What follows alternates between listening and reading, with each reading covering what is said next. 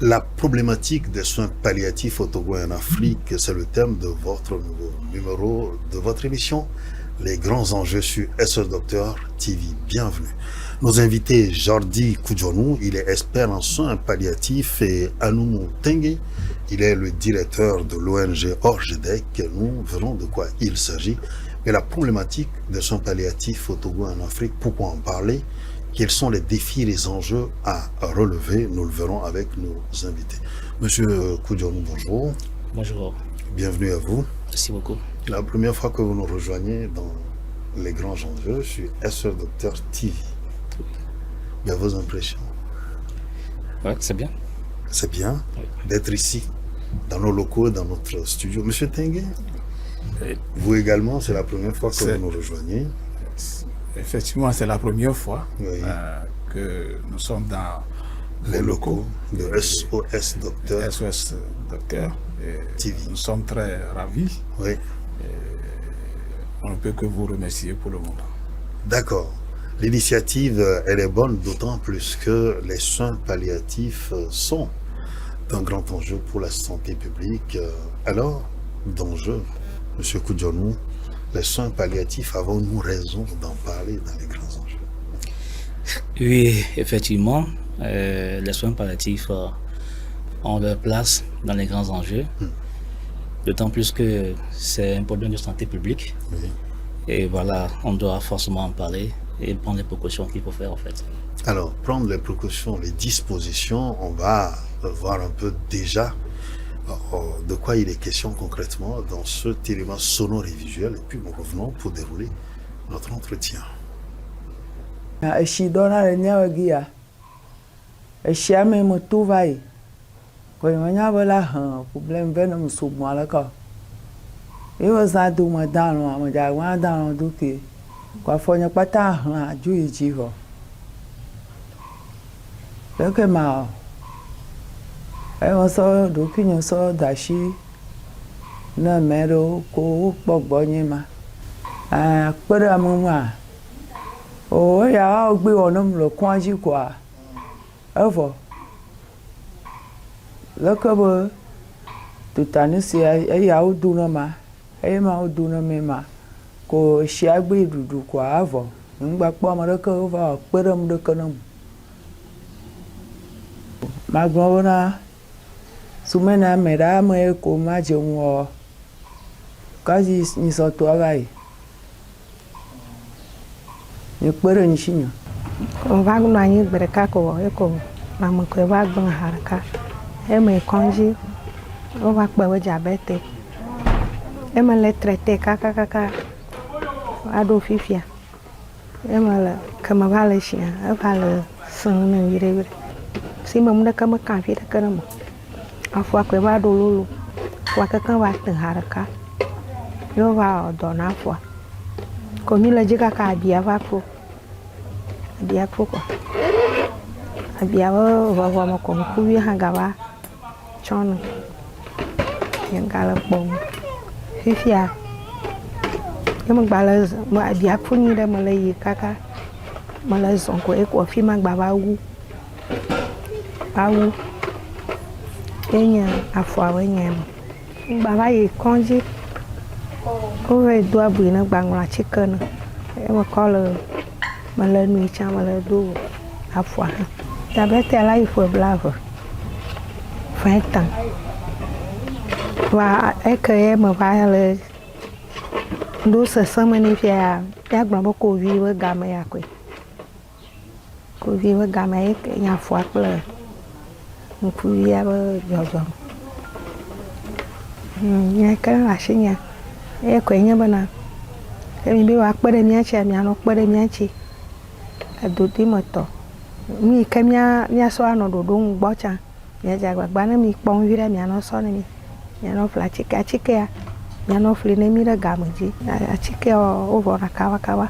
Alors, je reviens à vous, Monsieur Koudjonou, vous l'avez dit, en termes de soins palliatifs, à quoi cela nous renvoie? De quoi parlons-nous concrètement? On sait qu'il y a des soins habituellement qu'on donne dans les hôpitaux ou dans les maisons, dans tout ce qui est formation sanitaire. Mais ici, de quoi il est question concrètement? Effectivement, du point de vue classique, les soins sont axés sur le physique d'un patient donné dans les cliniques ou bien dans les centres hospitaliers. Mais ici, si on parle des soins palliatifs, c'est l'ensemble au fait des démarches qui permettent quand même d'accompagner un patient et sa famille et dès l'annonce vraiment d'une maladie potentiellement mortelle à qui on doit forcément apporter des apports, que ce soit physique et psychosocial, religieux ou bien spirituel. Alors vous le dites si bien, quand vous touchez l'aspect psychosocial et vous allez même jusqu'à l'aspect spirituel, ce sont des éléments déterminants. Quand on est en santé publique, le plus souvent, on n'en entend pas parler, on a l'impression que les soins ne sont que des soins qui agissent sur le corps de l'homme et qui ne prennent pas en compte les autres dimensions qu'on ne voit pas, les dimensions spirituelles et psychosociales qu'il a évoquées. Alors vous, c'est vrai, vous en avez fait votre sujet, votre thématique dans votre association, M. Tengue. Alors, cette association, c'est quoi concrètement Orgedec et pourquoi avoir mis le focus sur les soins palliatifs? Orgedec, ça veut dire Organisation Jeunesse pour le Développement Communautaire. C'est-à-dire une organisation qui est aux côtés de la population, dans les communautés, c'est ça. Et les soins palliatifs, pourquoi Orgedec a choisi cette thématique, c'est parce que vivant dans la communauté, nous avons, après une étude, dégagé que il y a ces maladies que un jour, un médecin m'a dit que c'est une maladie impardonnable. Parce que moi-même, j'avais un patient comme ça et il a dit que c'est le cancer, que c'est une maladie impardonnable. Et à la suite, on a vu ce qui s'est passé. Et étant cette organisation qui est créée déjà en 1997, février, on soignait on était dans la santé maternelle en quelque sorte. Mais on a constaté que ce sont les cas qui viennent, c'est le cancer qui dominait après tout au niveau des femmes. Et ceci nous a pensé à réfléchir autrement.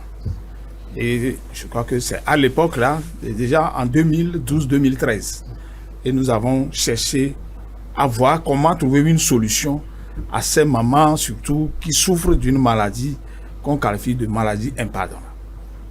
Et c'est ça qui nous a amené, d'après nos recherches, comment maîtriser leur douleur, comment les accompagner, au moins dans une certaine dignité, avant qu'ils ne quittent le monde des vivants. Et c'est ça qui nous a amené à faire des recherches. Qu'est-ce qu'on peut faire? Comment on peut appeler ce que nous sommes en train de faire? Et dans nos recherches, on a trouvé le mot propice qui dit que ce sont les soins palliatifs. Tout ce que nous essayons d'organiser là, ça s'appelle soins palliatifs. Et c'est à partir de là que nous avons cherché à voir comment nous organiser. Parce qu'on ne peut pas faire quelque chose et ne pas être efficace en la matière. On doit être spécialisé dans la matière. C'est là où on a cherché de gauche à droite, on a vu des partenaires, Hospice Africa Ouganda, et c'est là où nous avons décidé d'avoir un partenariat, et ils ont formé 2 de nos membres en soins palliatifs, et nous avons démarré les activités. En 2013 déjà, on était dans les soins palliatifs. Et 2014, ils ont déjà fait la formation.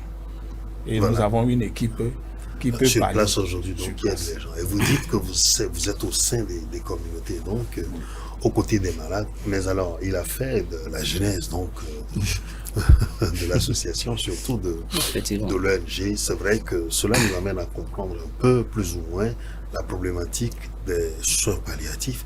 Mais en quoi consistent ces soins? Parce que quand on l'écoute, il a évoqué un certain nombre de problèmes, il a insisté sur le cancer qui domine. C'est vrai que quand il dit maladie impardonnable, on sait très bien que c'est des maux incurables en quelque sorte. Mais il souligne aussi la dimension de terminaison qu'on voit un peu. On sait très bien que le patient, c'est vrai que le non-retour est assuré. On n'est pas sûr que cette personne survive à la maladie, comme quoi maladie mortelle, mais il faut que les gens meurent dans la dignité. Ce sont un ensemble de choses. Quand on l'entend parler comme ça, on se dit c'est beaucoup de choses à la fois. En quoi consistent concrètement les soins palliatifs? D'accord. Donc on va essayer de décortiquer un peu Ben voilà. les soins palliatifs. Voilà. Et pour y arriver, je pense qu'on va toucher quatre sphères des soins palliatifs. Et le premier aspect concerne le physique, au fait. Juste après l'annonce ou bien une peau de diagnostic, par exemple, et le plus souvent, l'aspect physique se concentre sur l'accès aux soins physiques, au fait. Donc on dit à la personne, vous êtes malheureusement victime d'un cancer, vous êtes atteinte d'un cancer, et en ce moment, on va démarrer les soins. Les traitements. Voilà. Ici, dans l'aspect physique de soins palliatifs, il y a l'aspect médical qui est là. Nous sommes en présence du cancer, en fait. Tout à fait. Et quand on parle de cancer, on fait mention de la douleur, au fait. Donc, il faut savoir maîtriser la douleur dans la pathologie cancéreuse. C'est la douleur, franchement, qu'il faut maîtriser. Et ici, ça fait appel à une équipe mais une équipe vraiment pluridisciplinaire. Pluridisciplinaire, oui. Voilà, à la fois. Donc, avoir quand même la maîtrise de la douleur facilite la vie du patient, en fait. Parce que le plus souvent, c'est la douleur qui emporte le malade. Oui.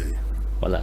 Mais si on essaie quand même de maîtriser la douleur, la personne peut vivre sa vie normalement avant que la mort ne vienne, en fait. C'est-à-dire qu'on lui apporte un certain confort de vie. Exactement. Continuer à vivre comme si, c'est vrai, de rien n'était, mais tout en sachant quand même que on est dans une situation particulière. Ça, c'est la première sphère dont vous dites. Voilà. C'est la sphère physique. On va toucher le corps, on va maîtriser la douleur. La deuxième sphère, donc? Là, on tombe sur l'aspect psychologique. Ah ouais. Et nul n'est sans doute savoir que quand on vous annonce déjà une maladie, surtout qui est mortelle, il y a des questions difficiles qui se posent. C'est vrai. Voilà. Donc, il va falloir quand même... Ces questions même sont une forme de traumatisme réel pour le patient, en fait. Et même l'annonce, déjà, c'est un problème. C'est pour ça qu'il faut trouver la manière, les mots appropriés. Voilà. Donc, il faut qu'il y ait un climat de confiance, ramener le patient vers une pause, quand même, le rassurer. Et rassurer aussi la famille, l'entourage qui est tout autour. Voilà, c'est l'aspect psychologique qui va par rapport à ça. Donc, amener le patient quand même à accepter sa maladie et quand même pour qu'il puisse accepter aussi les conduites tenues que l'ensemble des prestations de soins lui apporte, au fait. Et donc, deuxième sphère, c'est le confort psychologique aussi et moral. De dire, c'est vrai, certes, vous avez une maladie incurable, une maladie qui peut vous emporter à tout moment, mais vous restez quand même vivant et qu'il y a de l'espoir. Vous pouvez encore servir à votre communauté. Effectivement. Vous pouvez encore apporter quelque chose avant de partir et que c'est un long chemin qui commence, il faut vous préparer à ce chemin. C'est comme ça que ça se passe. Troisième sphère, donc. Là, nous tombons sur l'aspect religieux. Et c'est dans de pareilles circonstances que bon nombre évoquent l'existence de Dieu. Ou bien de leur croyance, ce qu'ils croient au fait. Donc, bon nombre trouve de réconfort dans l'espérance de ce qu'ils croient au fait. Voilà. Donc, sur ce point aussi, nous avons quand même besoin des religieux, quelle que soit la nature de la religion. Et le patient doit avoir en quelqu'un un repère religieux, en fait. Ça peut être un imam, ça peut être le curé, le pasteur, le charlatan aussi, Voilà. le prêtre du couvent. Voilà. Donc là où il trouve un confort, Oui, une source dans laquelle il puise ses forces, oui. déjà ça permet à ce que ce patient-là puisse quand même se sentir équilibré, en fait. Alors donc, troisième dimension, c'est de dire il y a un Dieu qui existe et qu'il faut toujours garder de l'espoir. Peut-être que vous pourriez même vivre plus longtemps que les gens qui se portent bien. Sachez que la vie continue Effectivement. et que Dieu est là. Quatrième sphère, donc. C'est le côté social, en fait. Ah oui. Donc, nous savons qu'une personne appartient à une famille, à une communauté. Oui. Voilà. Donc, déjà, tant que la personne est souffrante, ça veut dire qu'il y a aussi son rôle qui est perturbé Oui. dans la famille. Il peut être un chef de famille, il peut être un enfant aussi, mais déjà, comme la maladie, la entre guillemets tétanisée, donc son absence se fait sentir au sein de la communauté. C'est vrai. Donc, il faudrait que cette forme de communauté puisse l'apporter aussi du confort ou bien du soutien essentiel afin qu'il puisse traverser vraiment ce moment difficile. Alors déjà, cultiver une forme de discrétion, de protection pour que la personne soit rassurée, la personne soit totalement en confiance et que la personne se sente vraiment protégée et surtout comprise. Voilà. Parce que s'il y a des choses que la personne faisait qu'elle ne peut plus faire, que les gens ne pensent pas qu'elle est devenue individualiste, si c'est elle qui portait le poids de la famille, on sait comment ça se passe dans nos communautés. Donc on essaie de dire. Je vous ai écouté dans 4 sphères, comme vous le dites, mais qu'est-ce que vous faites concrètement? Monsieur Tengue, est-ce que ce sont, en dehors des médicaments qu'on donne dans la première sphère, dans la deuxième sphère, ok, il y aura un psychologue qui est là, qui parle, qui discute. Bon, vous, qu'est-ce que vous faites? Est-ce qu'il y a d'autres choses, des ingrédients qu'on met dedans et que nous, on n'a pas senti dans les explications? J'écoute John. Je crois qu'il a tout dit. Oui. Maintenant, tout ce qu'il a détaillé, c'est ça que nous apportons aux patients. Oui. Sur le plan physique, ça veut dire qu'on est là pour soigner les escarres de la maladie. Par exemple, s'il y a des plaies, autre chose, il faut les soigner.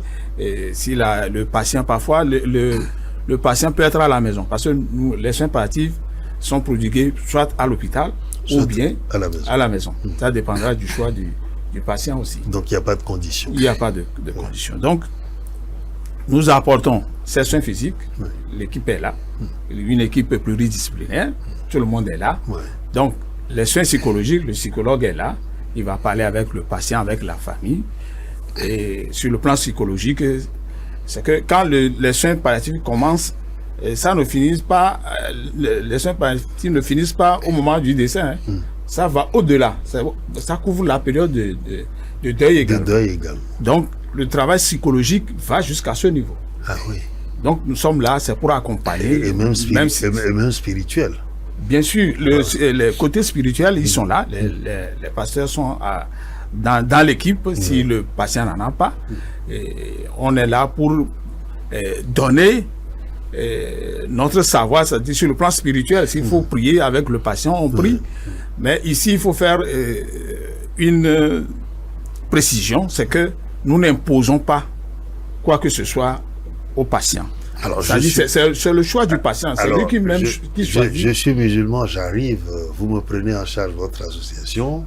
Si si je demande à ce que ce soit mon imam qui vienne, vous l'intégrez donc à l'équipe. Tout à fait. Qui commence. Voilà. Alors, et si c'est un imam qui ne connaissait pas les soins palliatifs, lui aussi découvre comme ça. Oui, il va découvrir il va découvrir les soins palliatifs. Oui.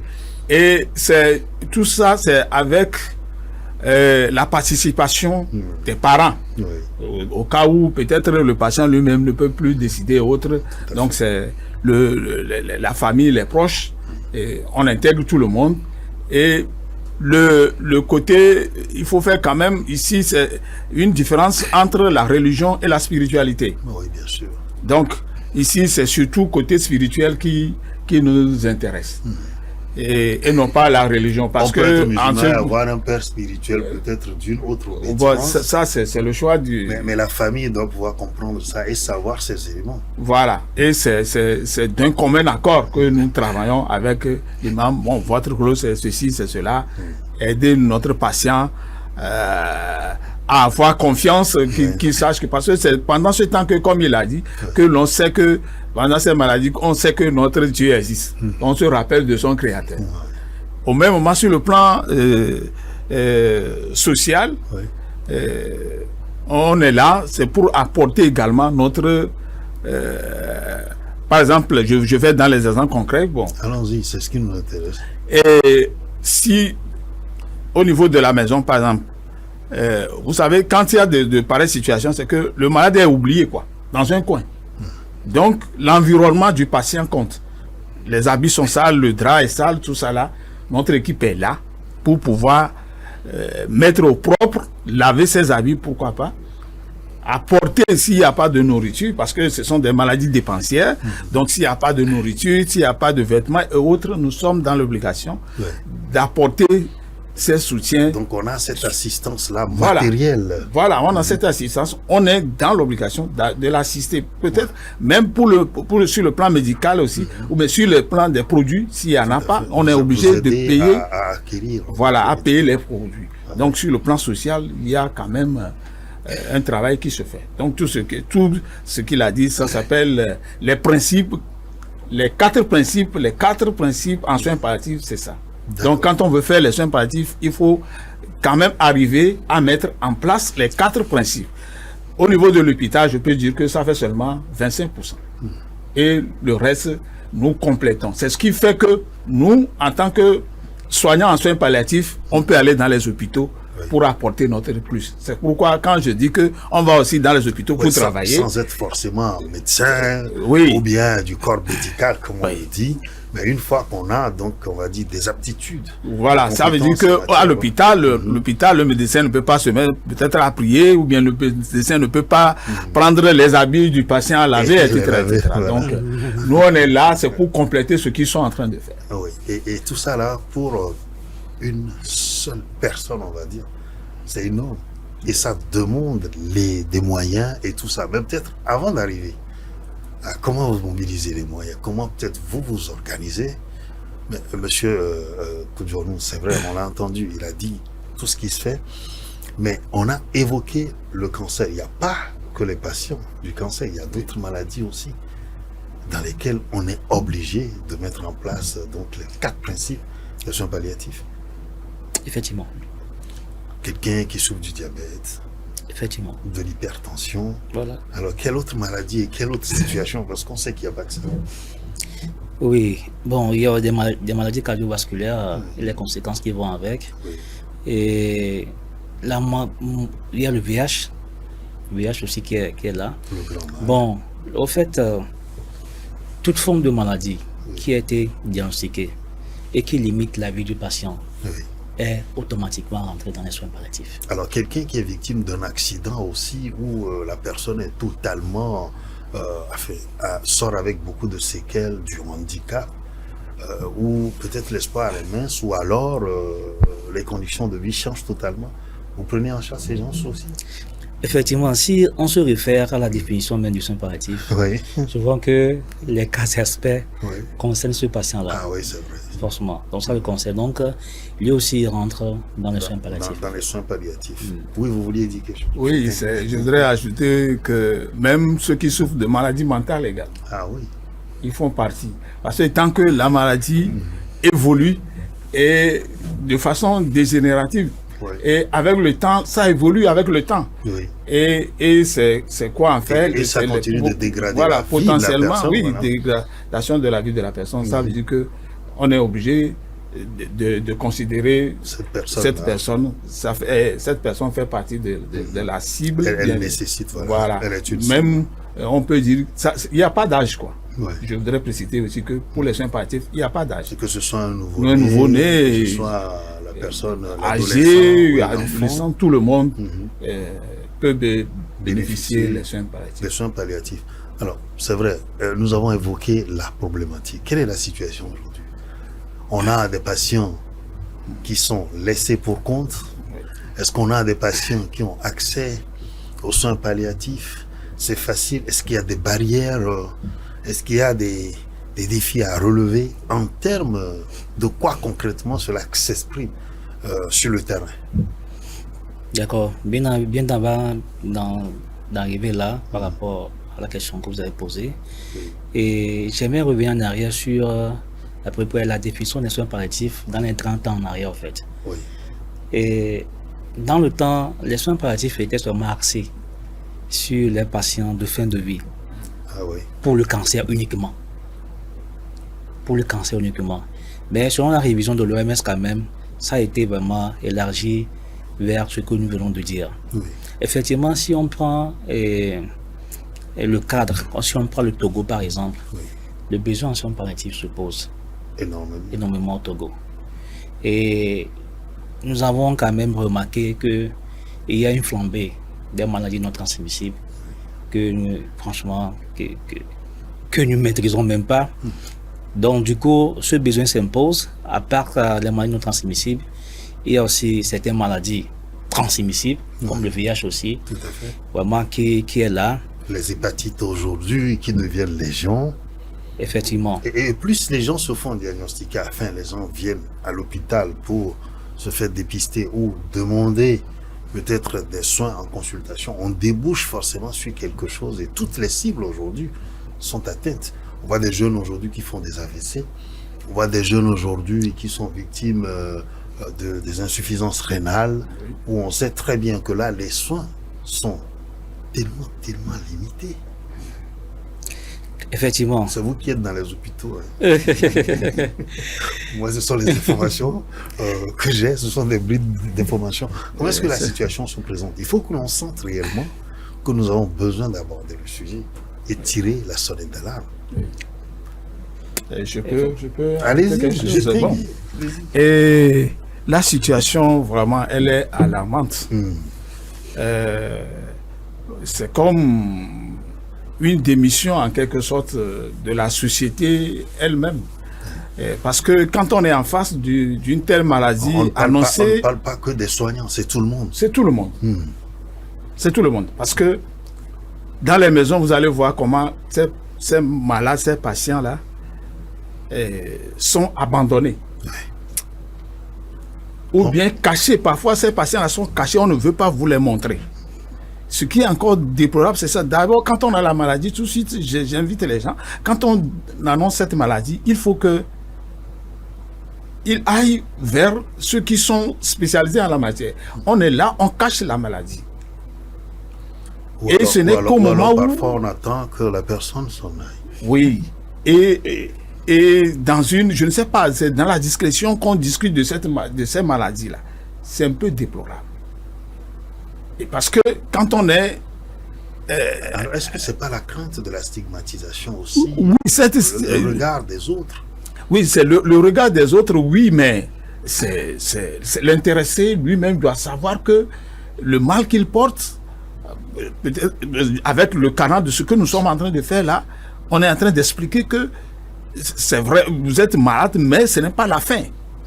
Ce que nous sommes en train de dire ici, c'est pour dire aux gens que nous ne sommes, celui qui souffre d'une telle maladie n'est pas à la fin. Voilà. Qu'il y a encore de l'espoir. On n'est pas systématiquement condamné. Condamné. Donc, ouais, ça fait que dans les hôpitaux, dans les centres privés, vous allez voir tant de malades comme ça traîner. Ça ne suffit pas, ça encore, ça va. Maintenant, vous allez voir dans les églises, ces malades crèvent là-bas, croupissent dans ces églises. Puisque les pasteurs promettent qu'ils vont leur donner la rémission. Justement.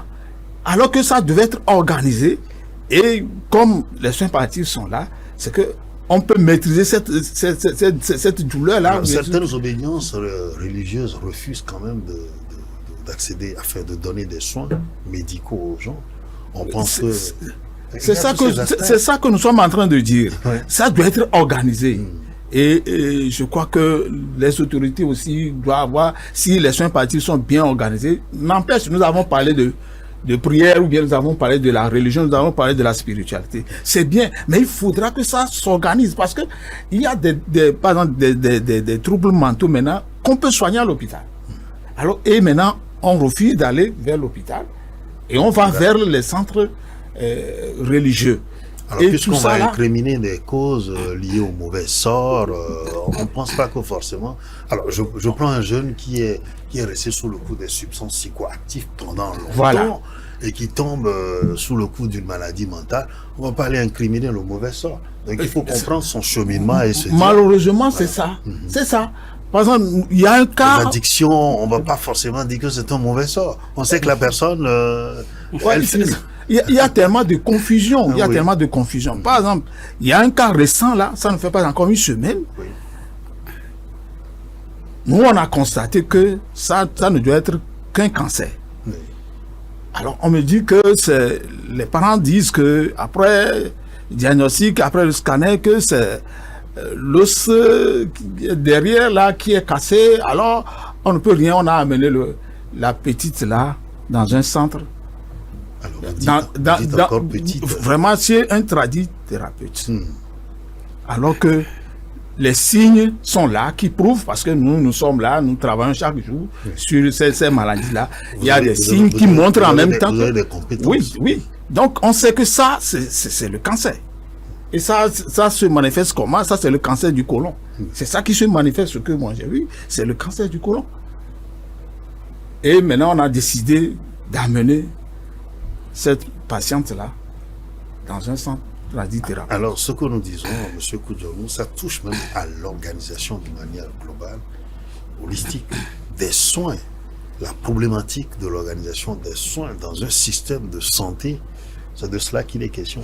C'est de se dire, voilà une division, on en a la division de la surveillance des maladies non transmissibles, qui doit être d'ailleurs, disons, décliné en plusieurs disons, sections, où c'est organisé. On sait qu'il y a une pyramide d'ailleurs qui est là, où c'est organisé. Tel malade, son parcours peut être défini et connu. Mais le problème aussi, c'est l'information. Si les gens n'ont pas l'information et qu'ils savent que pour tel problème de santé publique, par exemple, il y a tel ou tel qui s'en occupe, ben, les gens vont se référer au quotidien. On sait très bien que le premier réflexe, quand on a des problèmes, c'est le thérapeute du coin. Effectivement, effectivement. Et je pense humblement qu'il y a un travail, un gros travail qui doit être fait. Et déjà, le cadre de l'exécution des soins palliatifs, un cadre légal n'est pas encore au go, s'il faut le dire. Il faudrait que les lois soient votées, il faudrait que les textes soient écrits pour qu'on puisse avoir quand même peut-être un code isolé, bien carrément, un code incorporé de la santé qui fait mention des soins palliatifs au fait. Et là, il y a aussi beaucoup de professionnels de santé qui ne maîtrisent pas les soins palliatifs, mais qui ne sont pas formés. Donc voilà, donc si c'est que tout le monde était quand même au parfum de l'information et tout le monde a été formé à la base, peut-être que c'est des écoles normatives. Dans le curriculum de formation, si on peut intégrer les soins palliatifs dans les écoles normatives, ça pourrait tellement aider. Donc il y a la formation pour avoir donc de la compétence, donc des ressources humaines, déjà, et au niveau institutionnel aussi. Tout à fait. Tout à fait. Définir les choses, avoir une organisation, comme je le disais, et puis on se dit, ça c'est fait. Maintenant, va rester les aspects financiers. Voilà. Et aspect financier, on ne va pas se mentir, les soins palliatifs trouvent toujours grâce aux yeux des partenaires financiers. Disons la vérité. Si nous sommes bien organisés, nous avons les lois qui sont là, le cadre est bien assaini, les partenaires sont là en fait. Et que les statistiques sont vraiment bien, disons, élaborées, parce que il faut qu'il y ait des études.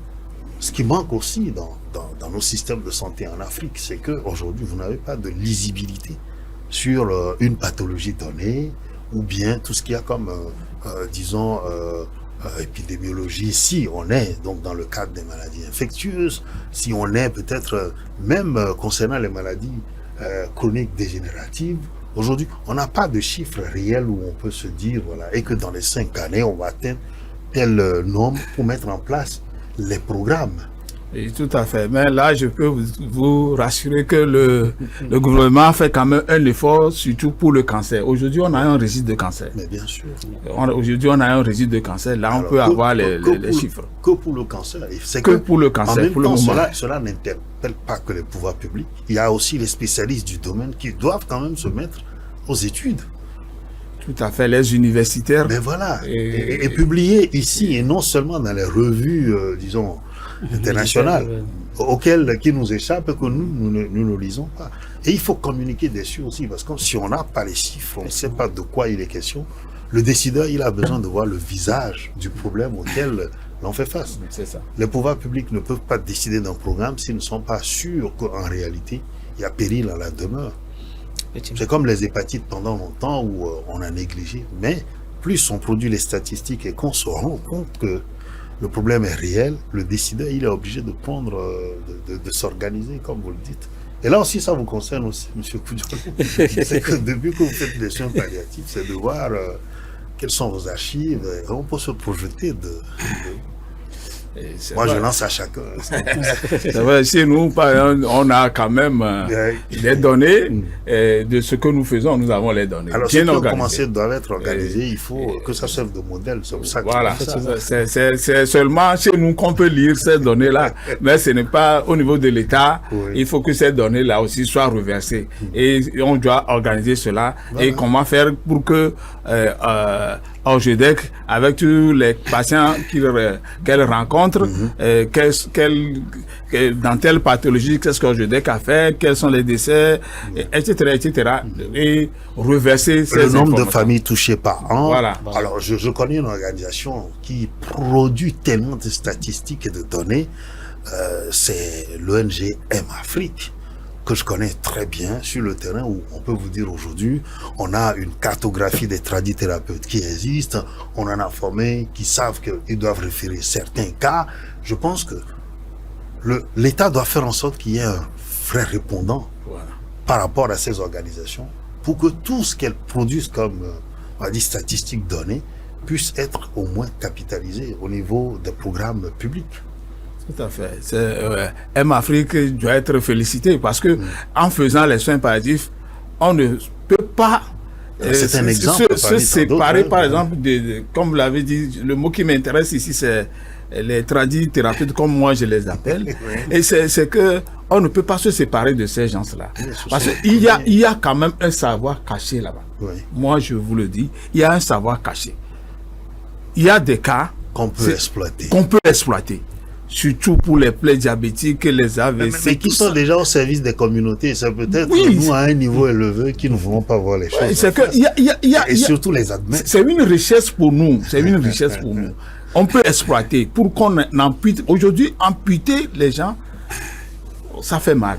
Ouais, et c'est ça, c'est ça l'une des raisons qui fait que parfois, les gens cachent leur maladie. Parce que quand on annonce à quelqu'un vous êtes diabétique, alors moi, je ne vais pas vous raconter mon expérience, mais j'étais devant ma mère comme ça, quand le médecin vient lui dire, ce pied-là, on va l'amputer.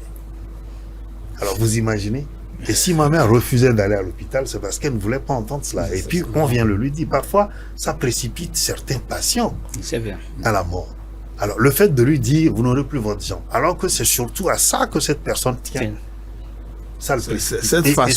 C'est d'où justement la nécessité que les soins palliatifs soient organisés. Oui, parce que la communication, comment communiquer? Le médecin, au niveau aller vite, lui, il va apporter la solution. Au niveau des soins palliatifs, il y a un thème qu'on développe, qu'on enseigne, et la communication. Oui.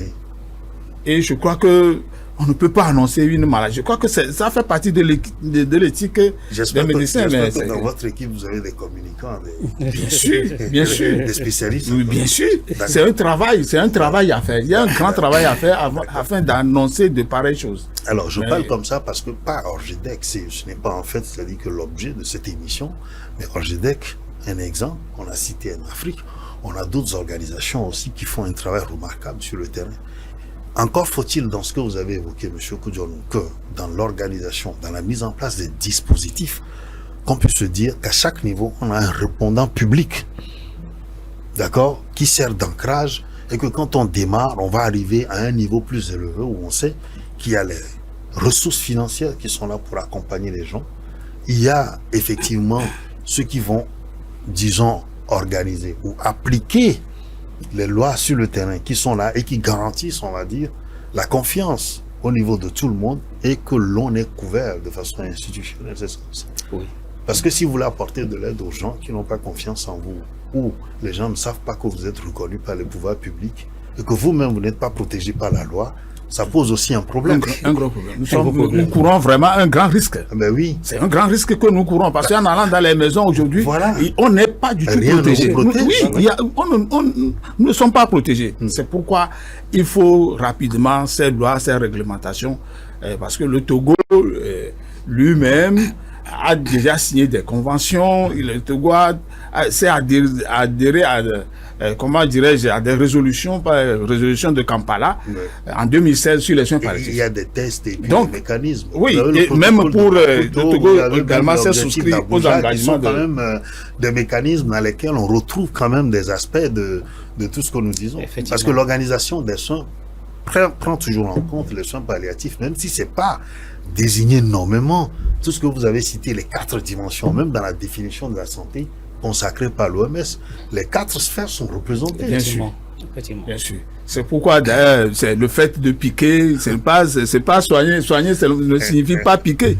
Déjà l'accueil qui est réservé. Ou bien administrer un produit. Oui, c'est pas ça seulement. Parce que le soin palliatif, par exemple, ce qui fait peut-être la différence, c'est qu'un soignant en soins palliatifs devient en même temps le confident du patient, devient la maman, la mère du patient en même temps. Ou bien le papa. Non. Ici, c'est maman. C'est maman. C'est maman, parce que l'affection de la maman, elle est différente du père. Mais une fille préfère, par exemple, l'affection. C'est vrai, mais ici, on veut mettre l'accent sur le ressentiment de la maman vis-à-vis. Vous voyez le débat, justement, au niveau social, qui va poser problème dans les communautés quand vous arrivez. Parce que dans certaines communautés, la maman va être prise pour la sorcière de sa fille. On sait très bien que dans nos communautés, c'est ce qui existe. Et puis, il y a une tante quelque part qui va attiser justement ces différences. Ça fait que vous, quand vous arrivez, le travail n'est pas facile pour vous. Oui, effectivement. Les clivages au niveau des familles posent un problème. Et que vous devez aussi penser à être, disons, des ambassadeurs de paix et que votre travail peut même régler des problèmes au sein des communautés. Là, je m'en vais vous donner un exemple. À cause de drépanocytose, la famille s'est divisée. Le papa a quitté la maison, a laissé une grande maison comme ça. Le papa a quitté parce que les 2 enfants, finalement il restait 2 enfants et vraiment c'est des enfants drépanocytaires. Le papa a préféré quitter la maison. Parce que ce sont des cas désespérés. Oui. Le poids psychologique. Et là aussi, c'est vraiment un travail de l'ORGEDEC. On a fait quand même des efforts pour pouvoir réunir cette famille. Alors voilà donc les soins palliatifs qui, de par les 4 principes, donc les 4 sphères, vont être en réalité un ferment, on va dire, de paix sociale, disons, de solidarité, de rapprochement des uns et des autres. Parce que, comme vous l'avez dit, un cas aussi, on va dire, désespéré de malades dans une famille qui va être source de beaucoup de difficultés. Oui. Certains qui sont abandonnés, livrés à eux-mêmes, même parfois les fous qui traînent dans nos rues, c'est un problème. Oui.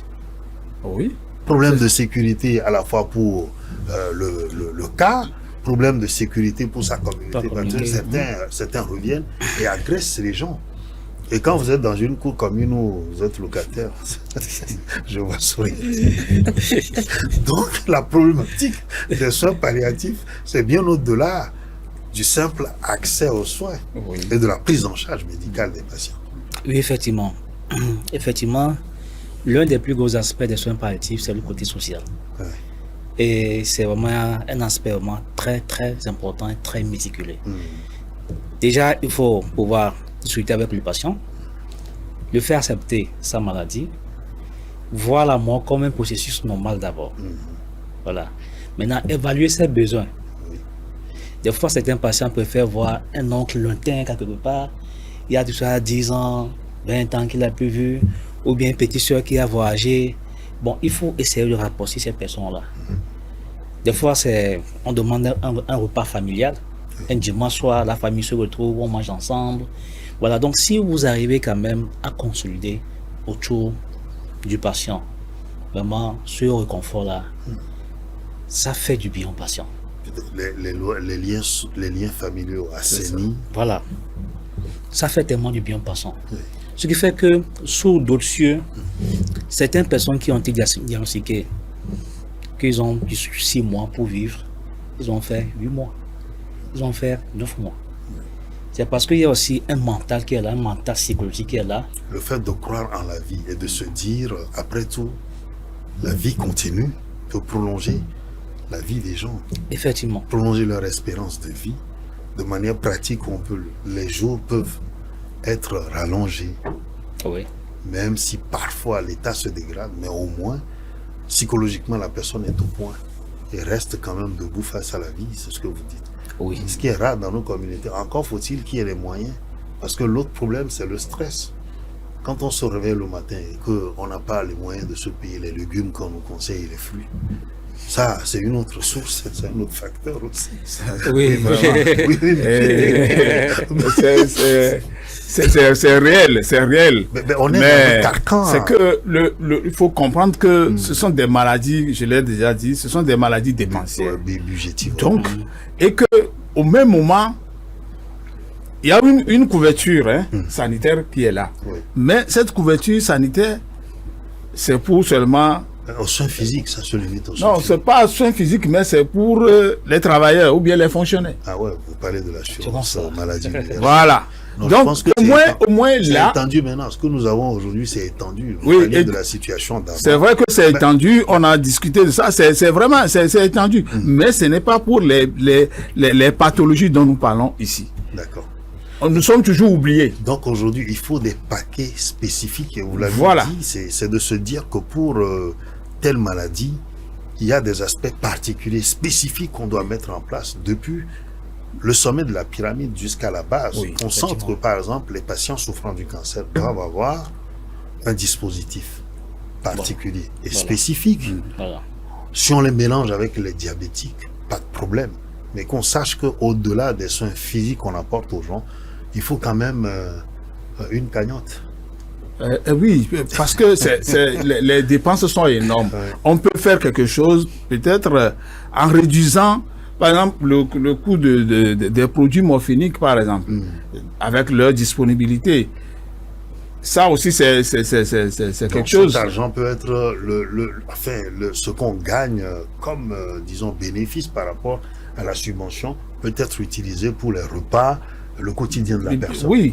Parce que vous savez qu'arrivé à un moment même, certains patients ne veulent même plus voir les médicaments. Hein. Ouais. Ils ne veulent même plus entendre parler de médicaments. Oui. Et on ne veut même plus parler de médicaments. Voilà, chaque jour, les médicaments. Oui, c'est ça. Là, c'est ce que nous appelons acharnement thérapeutique. Voilà. Et vous avez même dans la chimiothérapie des médicaments qui ont tellement d'effets indésirables. Vraiment, ça, c'est aussi... Parce que ça fait partie des traitements palliatifs. Oui. Chimiothérapie, radiothérapie, ce sont des traitements palliatifs. Et derrière leurs effets secondaires, comme avec des effets doivent être aussi donc amortis. C'est un mal nécessaire, tout comme la morphine. C'est un mal. Il n'y a pas de solution autre que ça. Alors, pour apaiser des douleurs. Recourir au feu pour éteindre le feu. Bon. Ah oui, c'est un peu ça. Ça peut permettre d'éteindre le feu, donc on va recourir au feu pour éteindre le feu. Oui, mais ça va brûler plus, mais au moins le feu sera atténué ou éteint. Mais aujourd'hui, il y a d'autres sources qui disent que le fait de ne même pas prendre ces produits-là, on peut rester en vie plus longtemps que de prendre ces produits. Il y a certaines recherches qui le disent aujourd'hui, mais c'est un mal nécessaire. La douleur qui est là, il faut quand même maîtriser la douleur. Pour l'instant, tu es là. La douleur, quand la douleur n'existe plus, le patient... Il se sent bien, plus ou moins. Le patient, lui, quand il va se sentir à l'aise, il peut se déplacer, faire certaines choses au moins. Je crois que ça va le mettre à l'aise plutôt que d'attendre ou bien de vivre la douleur de façon permanente. Oui. Donc, la douleur au quotidien. Oui, ce n'est pas facile. Et on comprend très bien que être toujours sous médicaments aussi, ce n'est pas si simple. Mais il y a pour le moment on doit faire avec. Et nous lançons un appel aux chercheurs de trouver quelque chose rapidement pour pouvoir apaiser les douleurs. Mais le cancer aussi vieux que le monde, on ne sent pas que les recherches à ce niveau, M. Koudjo, évoluent vraiment, hein, parce qu'on parle du cancer, c'est pas aujourd'hui. Oui, bon, le cancer, les démarches thérapeutiques par rapport au cancer a tellement évolué, et surtout dans les pays très développés, ils ont vraiment trouvé vraiment des moyens thérapeutiques vraiment alors sous les tropiques accessibles, mais qui sont vraiment extrêmement chers. Voilà, ben, sous les tropiques, voilà, qui sont extrêmement chers au fait. Il faut encore que le malade puisse manger le matin, s'assurer les 3 repas. Voilà l'autre problématique aussi auquel nous on est confrontés avant d'aller chercher loin, et nos États n'ont même pas les moyens d'acquérir ces médicaments. Mais dans le cadre peut-être des initiatives régionales, on a vu l'initiative COVAX, si je ne m'abuse, pour le Covid qui a bien marché. Pourquoi est-ce que les États ne font pas à ce genre de choses? C'est à vous aussi, les organisations de la société civile, de donner quand même des pistes. Bon, déjà vous collaborez avec une organisation ougandaise, et d'ailleurs, il faut peut-être... Je vous vois sourire. Bon, je reviens sur l'organisation de Rwanda, l'Ouganda plutôt. Et nous, ce que nous voulons, si on peut avoir cette organisation, cette forme d'organisation au Togo, ce serait vraiment intéressant, ce serait vraiment un point de départ pour nous. Voilà, chez eux par exemple, les lois ont été votées, il y a un test qui est là, et les exercices de la profession, bien des soins palliatifs sont tellement réglementés. Tout à fait. Et je vous rassure que... On sait qui fait quoi et dans quelles conditions, qui intervient, qui répond de quoi. Tout le mécanisme est en place. Un malade X qui vient à l'hôpital, après tous les rouages médicaux, on voit que telle personne, c'est une personne palliative. Et il rentre directement au niveau des services palliatifs. Tout est bien réglementé. Donc le parcours de soins est bien indiqué. Voilà. Et au-delà de ça, un patient qui quitte 50 km, qui vient se faire soigner à l'hôpital, et à la fin, il est reconnu comme un malade palliatif. Il y a maintenant de l'autre côté un truc de relais communautaire. Tout à fait. Voilà. Un bénéficiaire, un volontaire par exemple, qui a été formé en soins palliatifs, sur ce patient-là, chez lui à la maison. Pour que le patient n'ait pas tout le temps à se déplacer sur les 50 km. Et là aussi, l'accessibilité géographique est plus ou moins, disons, gérée. Voilà. Au-delà de ça aussi, ce qui m'a tellement intéressé, c'est la médication. Au niveau de la morphine. La morphine a été démystifiée, tout simplement. Voilà. Donc, ils forment quand même, que ce soit les infirmiers, les volontaires, communautaires, ce qu'ils font avec. Ces personnes, quand même, essaient de suivre ces patients à la maison. Et la morphine n'est pas aussi cachée. La morphine est exposée, tout simplement. À la maison, l'enfant sait que le médicament, là, c'est pour son papa. C'est pour gérer sa douleur. Comme l'insuline, par exemple, dans les maisons. Voilà. Ouais, déjà. Et au niveau de l'hospice même, ils produisent de la morphine. Et la forme, c'est la forme sirop qu'ils produisent. Nous, on a eu assisté à ça. On a été formés par rapport à ça. Il y a la disponibilité aussi, donc, du médicament. Voilà. Ce qui fait que un patient... Et on va dire le médicament le plus important et essentiel, parce qu'on parle de douleur. Oui, voilà. C'est ça, la morphine. Oui, allez-y. Voilà, donc, un patient cancéreux ougandais sait manipuler la morphine à bon escient. Comme un diabétique peut s'injecter l'insuline, voilà, comme son enfant peut le faire, pas besoin forcément d'être en milieu hospitalier. Je pense que ce que vous dites, quand même, il y a des bases. Si on arrive à le faire déjà avec les diabétiques, on peut le faire aussi avec d'autres malades. Donc, ce que vous dites aujourd'hui, c'est de se dire qu'au niveau des pouvoirs publics, on a mis les dispositifs en place. Tout est encadré, tout est bien suivi, tout est bien organisé. Et surtout, on a les ressources à la fois humaines, d'accord, matérielles, au niveau donc des infrastructures également. Et qu'on a aussi donc les ressources financières. Oui, il faut ajouter également alléger les lois qui entourent les produits morphiniques et ses dérivés. Il faut alléger les lois. Oui, c'est vrai que la crainte de l'expansion des drogues et tout ça font que on ne veut quand même pas trop ouvrir Mais si c'est bien organisé, je pense que le problème ne se pose pas. Une organisation, par Oui, exemple, quand qui est les dans autres soins ont palliatifs. réussi, pourquoi pas nous? Alors, des nous idées- aussi, on peut faire quelque chose. Voilà, la problématique, elle est réelle. Nous avons eu raison de parler donc des soins palliatifs. Vous avez donné des éléments importants. Si un message aujourd'hui, M. Koudjolo, a délivré à la fin de cette émission, qu'est-ce que vous allez dire? Et puis on va terminer avec M. Tengue. D'accord. Et ça va s'articuler autour des plaidoyers au niveau des autorités qui sont au niveau de l'achat de la santé. Oui. Et c'est de pouvoir quand même aller loin, tout en essayant d'attaquer l'organe qu'il faut pour essayer de voter ces lois. Oui. De un, pour protéger les patients Oui. et pour protéger aussi les prestataires de soins en soins palliatifs, en fait. Et de l'autre côté aussi, essayer de mettre dans le curriculum de formation les soins palliatifs, Oui. permettant quand même de donner assez de compétences aux professionnels de santé. Et ça va permettre quand même d'améliorer la prise en charge en milieu hospitalier. Et au-delà de tout, je pense qu'il faut déjà essayer d'encourager certaines organisations qui sont à la base, qui essaient de s'efforcer quand même pour faire les soins palliatifs comme l'OGEDEC. Donc nous avons besoin effectivement d'un soutien, que ce soit financier, que ce soit en tout cas physique. Nous sommes là et à travers avec tout le monde. Et surtout pour que nos patients que nous avons à l'heure actuelle, mais que nous aurons plus tard aussi, puissent quand même avoir satisfaction. Alors, vous avez prêché pour votre chapelle. N'oubliez pas aussi, dans vos budgets, d'inclure la communication pour soutenir aussi. D'accord. Les organes qui vous accompagnent, parce que ce sont des organes qui ont aussi des besoins. Bien sûr. Oui, monsieur Tengue, on va terminer avec vous. Aujourd'hui, Koudjolo, vous êtes expert en soins palliatifs. Merci donc d'être passé. On a vu la problématique des soins palliatifs. On aura l'occasion de revenir sur le sujet parce que ça reste quand même un sujet très, très, très important. Oui, monsieur Tengue. Je voudrais tout simplement inviter ceux qui sont des patients. Je voudrais les inviter par ma voix, c'est-à-dire la voix de l'OGEDEC, par ma petite personne. Et je les invite, ceux qui souffrent de ces maladies dont nous avons parlé, toutes ces maladies graves et évolutives et qui sont potentiellement mortelles. OGEDEC les invite à s'approcher d'elles afin de leur donner